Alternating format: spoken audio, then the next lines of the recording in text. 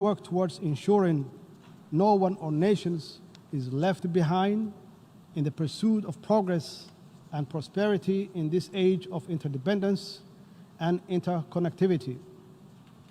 The Government of Federal Republic of Somalia warmly welcomes this year's theme for the General Assembly, which reminds us all on the importance to double our efforts through greater international cooperation to ensure we as a nations individually achieve the sustainable development goals for reducing poverty, improving the quality of education, addressing the adverse effects of climate change, and promoting partnership and inclusivity in all our actions at home. Partnership in all their forms are a must if we are to overcome the greatest common challenges of our time, including security, poverty, climate change, and sustainability. In this globalized world, no nation, no matter how strong or prepared, can individually stand alone against the tide of global challenges which require common action and coordinated multilateral responses. We must strive to create the condition for individual fulfillment and common prosperity in line with the vision of sustainable development goals. I'm grateful to be here with our valuable partners, of whom many are represented in this great assembly today, for the constructive role they are playing in Somalia's successful journey to full recovery from a very difficult past. We are also grateful for the role of the United Nations has and continue to play in Somalia's development journey on the ground. We are committed to working with the United Nations to advance our inclusive national development agenda. Indeed, Somalia is a great example of the importance and success of the international multilateral system, as it has been benefited from the support of both the United Nations and its member states bilaterally.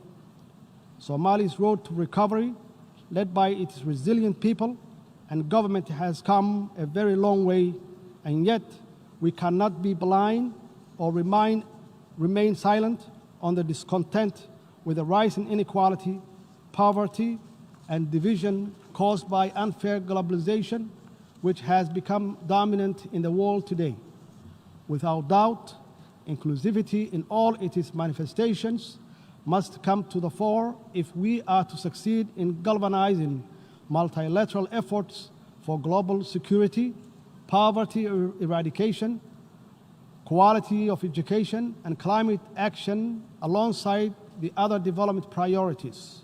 Mr. President, Somalia is also playing a key role in the Horn of Africa's socio-economic development, and we are confident that the cooperation between the Horn of African countries will enhance economic development, political stability, social, cultural connectivity, and most importantly, security cooperation among the countries in the region.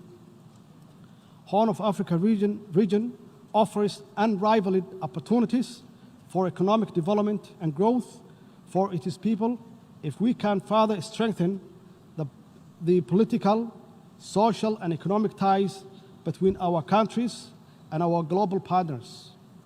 Horn of African states are not alone in working together towards a better future for their countries and people, because we have many friends who are supporting us all along the way for the interest of peace and security in the wider world, and we thank them.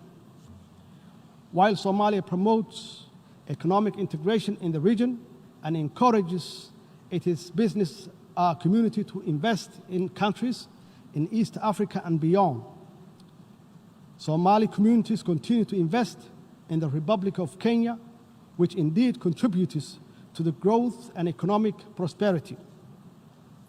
Somalia and Kenya are neighbors on the Indian Ocean coast of East Africa who enjoy peaceful and friendly relations.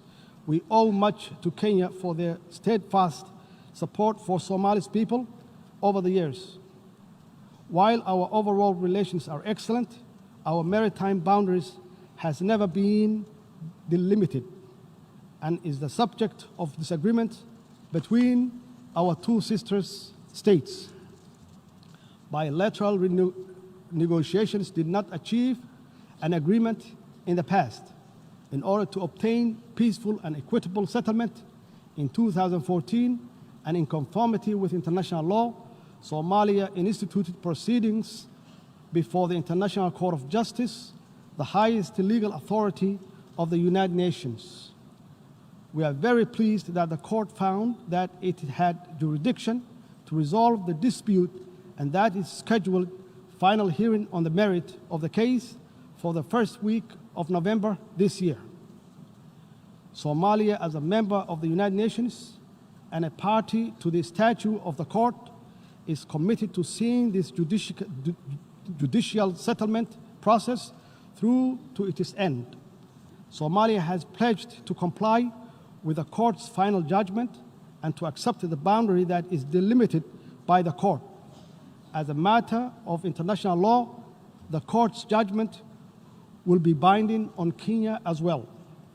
And we trust that when that judgment is issued and the boundary is established, a lasting settlement of this long-lasting dispute will finally be achieved. In addition, on September 3, 2019, Peace and Security Council concluded that African Union is not empowered to intervene this case before the court. Mr. President, I would like to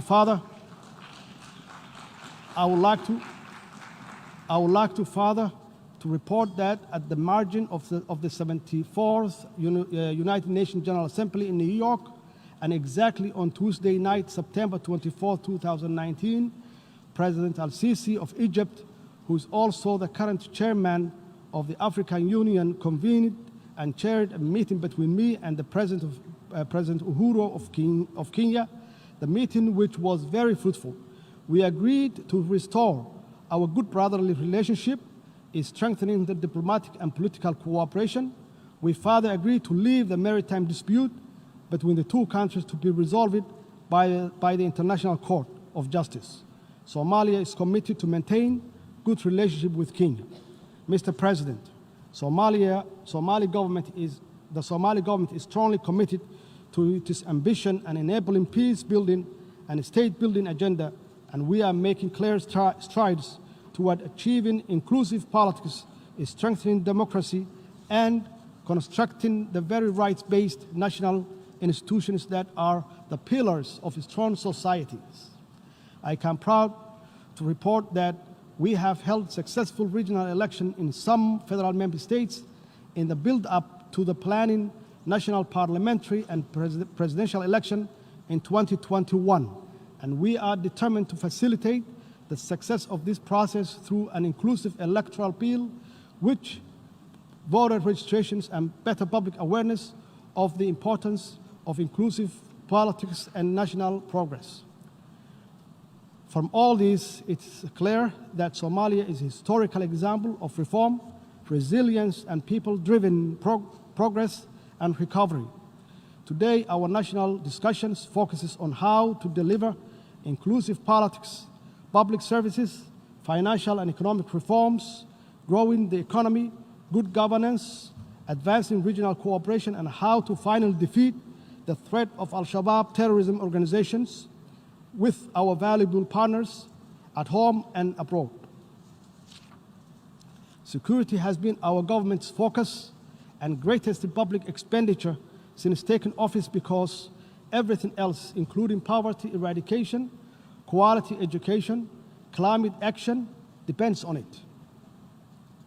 We, alongside our international partners, are working tirelessly to rid the last pocket of violent extremism and their terrorist activities from Somalia.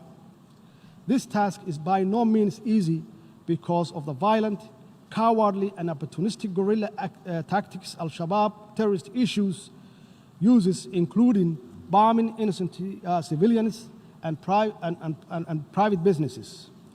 However, with our holistic strategy of de-radicalization, successful military offensives, the recovery of territory from Al-Shabaab, and the strengthening of Somali National Army and security capabilities, we are confident that our joint efforts with AMISOM and other international partners will bear fruit for Somalia, its people, and for the region and the global stability. We are building a well-trained armed force and right-based security and accountable institutions to take over the responsibility of securing Somalia. Our government, in partnership with AMISOM and other key international supporters, is working hard to achieve this through transition plan in line with the national security architecture. In this regard, I wanted to thank the brave Somali security force, men and women, all the troop contributing countries of African Union, with AMISOM and all our international partners that support the security operations in different and important ways. By no means are these comprehensive reforms easy, but with commitment and absolute determination, we have biometrically registered all the Somali National Army and the human resources audit of the wider security sector in its entirety will be completed shortly.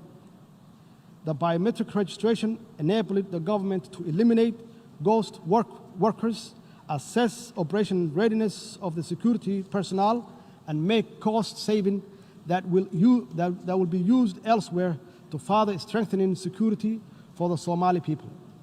I'm convinced Somali's successful security sector reforms will provide us with the best possible security apparatuses to safeguard the well-being and the progress of Somali people. Mr. President, indeed, quality education liberates, empowers, instills hopes, and unleashed the great dreams, ambitions, and innovations that will create a better world for all of us. All development anchors on education and most certainly galvanizing our multilateral efforts for any development anywhere must start with national and international support for education in all its forms. In Somalia, a key symbol of our national recovery has been the enormous expansion of education provision across the public and private sector in all stages of learning.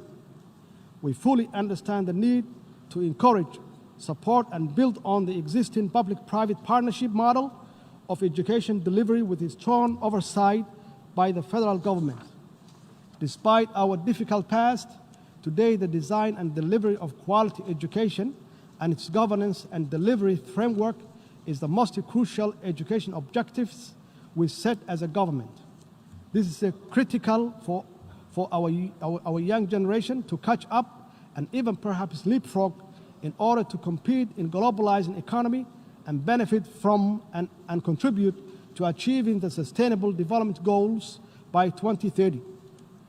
Given the importance of quality education to Somalia's peace building and state building processes, as well as its overall development, our government has embarked on an ambitious reform program which aims to expand access to education for our children, adolescents, and youth, including those from marginalized communities, the disabled, and girls and women.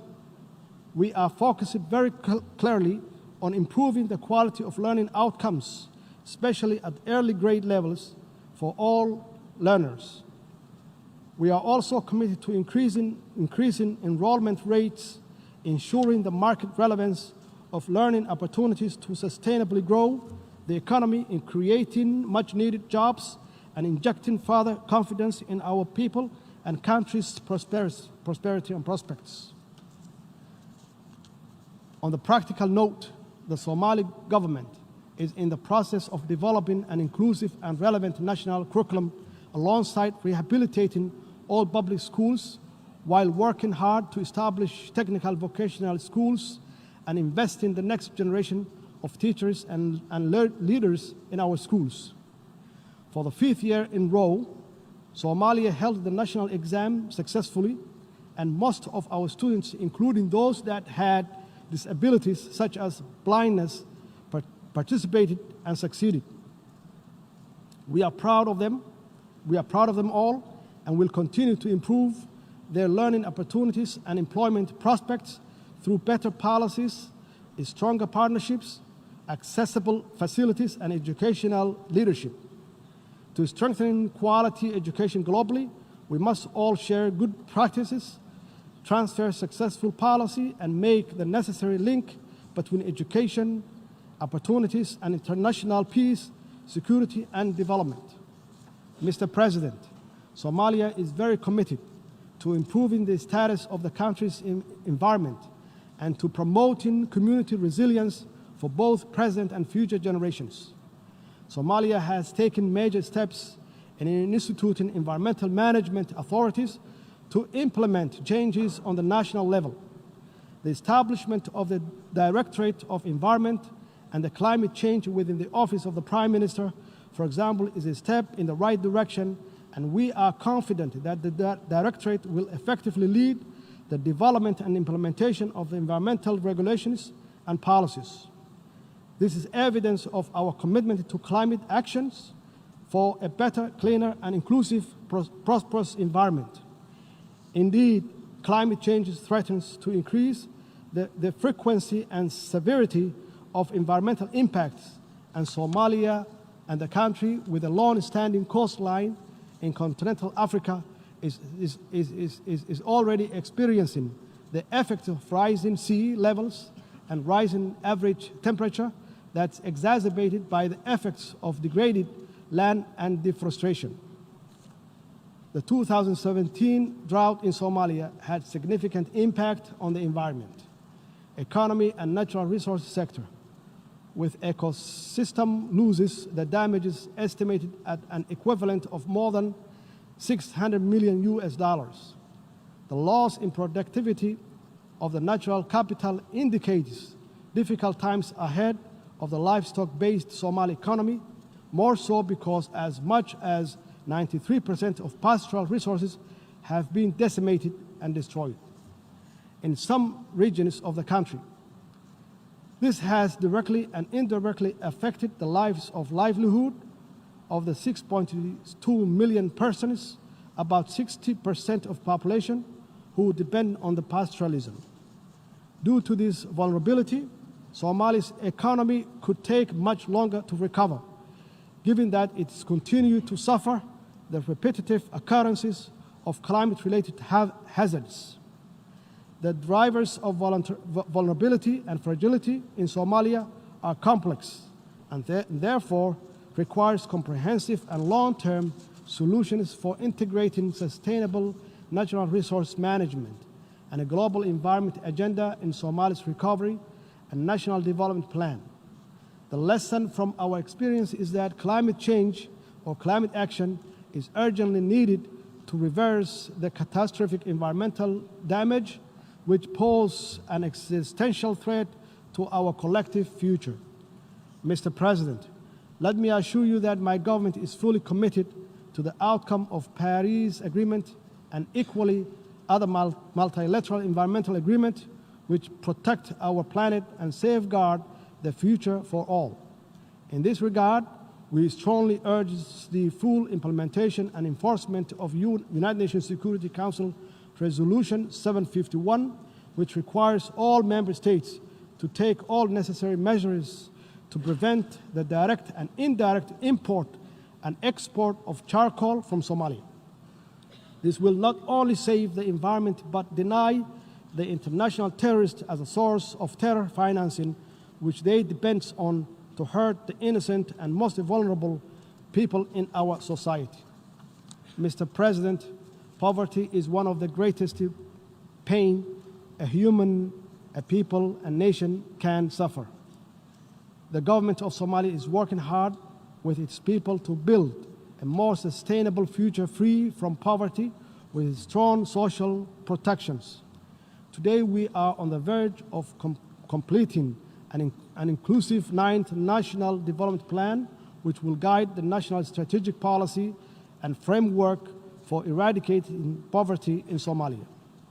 The process of conducting the National Development Plan was inclusive, participatory, and it promotes accountability, transparency, and common responsibility for future implementation.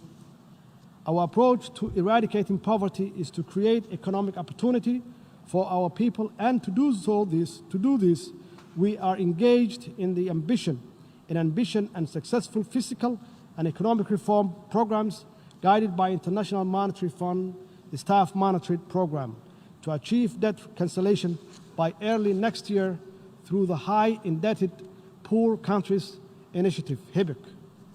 According to the IMF, our performance to date has been strong and we have achieved much in a short space of time.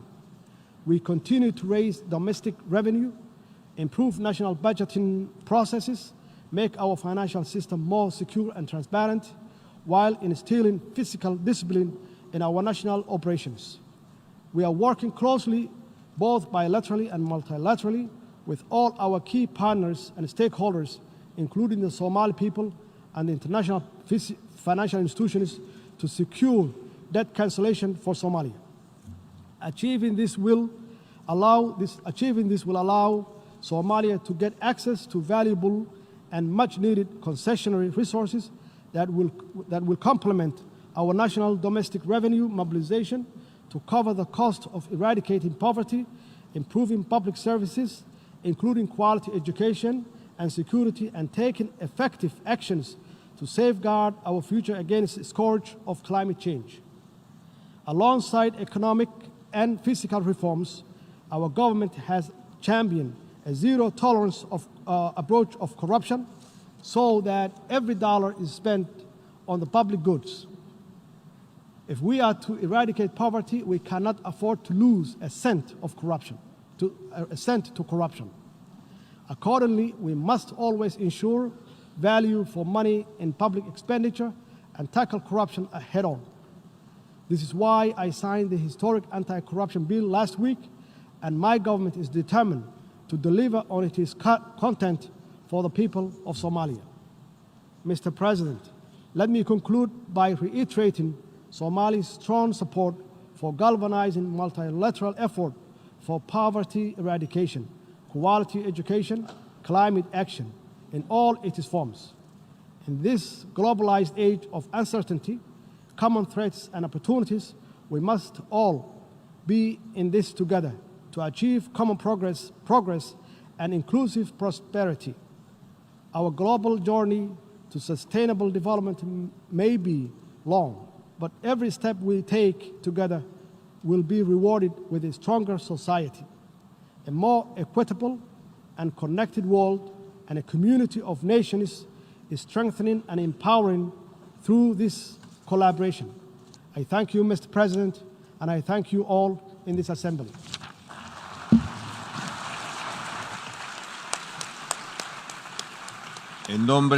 On behalf of the General Assembly, I wish to thank the President of the Federal Republic of Somalia for the statement just made.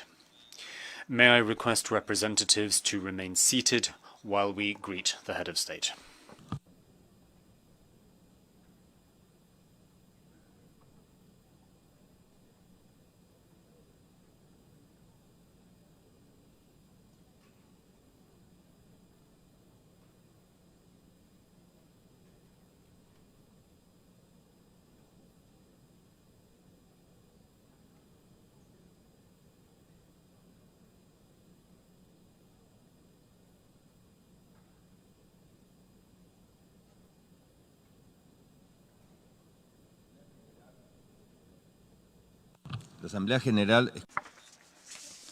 The General Assembly will hear an address by